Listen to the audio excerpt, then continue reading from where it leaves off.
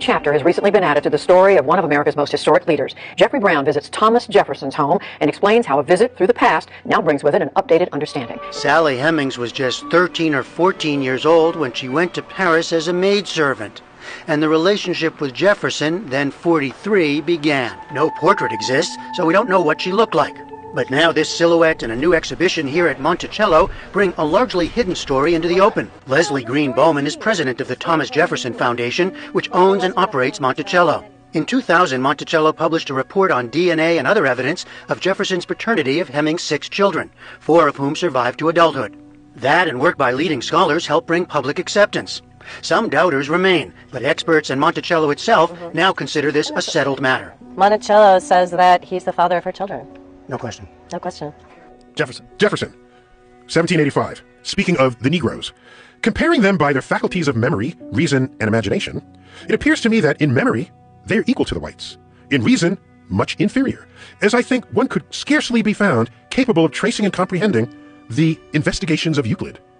And in imagination, they are dull, tasteless, and anomalous. But whatever were his observations and objections to black people, he had no hesitation continually mating with at least one of them, producing 6 children. But the main new addition in what until now was a public restroom for visitors is a display on the daily life of Sally Hemings, in one of the 2 rooms researchers now believe she lived in. Part of her story is told in the words of her son Madison, who gave an oral history of life at Monticello in 1873.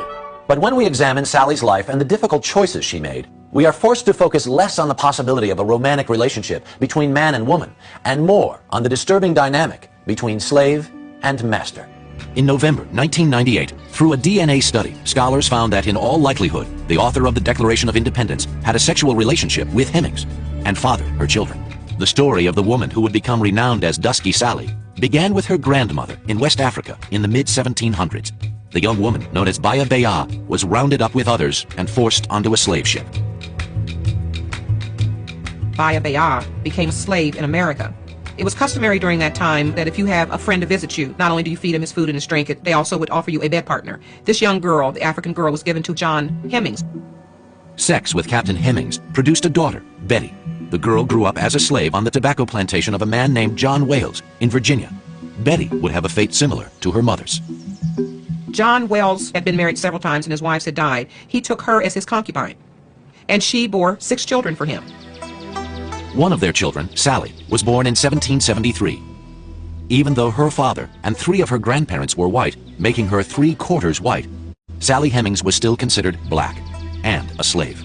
If you had a child and you were an enslaved woman, then your children also became slaves.